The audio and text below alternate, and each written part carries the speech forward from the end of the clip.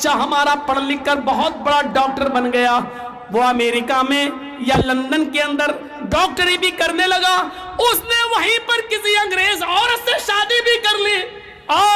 بڑے فخر سے ایک صاحب کہنے لگے، جرجیت صاحب میں نے اپنے بیٹے کو بہت پڑھایا لکھایا، آج میرا بیٹا امریکہ میں ڈاکٹر ہے۔ میں نے کہا وہ تمہارا پورا خیال رکھتا ہوگا، وہ تمہارا سر بھی دباتا ہوگا، وہ تمہارا پیر بھی دباتا ہوگا۔ کہنے لگا نہیں جرجیت صاحب، 15 سال سے میں نے اپنے بیٹے کی شکل نہیں دیکھی۔ ایسی دولت سے کیا فائدہ جس اولاد کے لیے تم کما رہے ہو، اس اولاد کی شکل دیکھنا تمہیں نصیب نہیں ہوا۔ باپ نے بیٹے کی شکل نہیں دیکھی، بیٹے نے باپ کی شکل نہیں دیکھی۔ تصور کرو یہ کون سی اسباب راحت ہے، یہ کون سا راحت کا سامان ہے۔ اس زمانے میں لوگ ایک روٹی کھاتے تھے لیکن ان کی اولاد ان کی آنکھوں کے سامنے رہتی تھی، اور وہ بچے بھی ایک روٹی کماتے تھے لیکن آدھی اپنے ماں باپ کو کھلا کر اپنے ماں باپ کی سیوا اور خدمت کیا کرتے تھے۔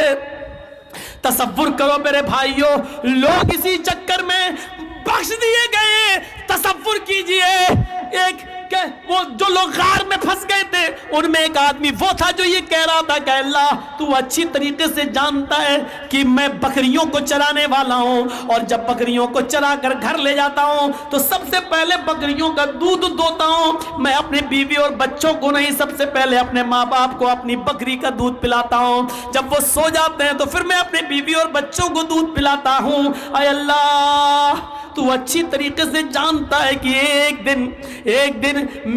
میں جب دیر سے گھر پہنچا اور جب جنگل سے جاتے جاتے مجھے بکریاں لے جا کر دیر ہوئی تو میرے ماں باپ سو چکے تھے، میں نے بکری کا دودھ دوہا، اس کو گرم کیا اور پیالہ لے کر اپنے باپ کے سرہانے کھڑا ہو گیا۔ میرے باپ سو چکے تھے،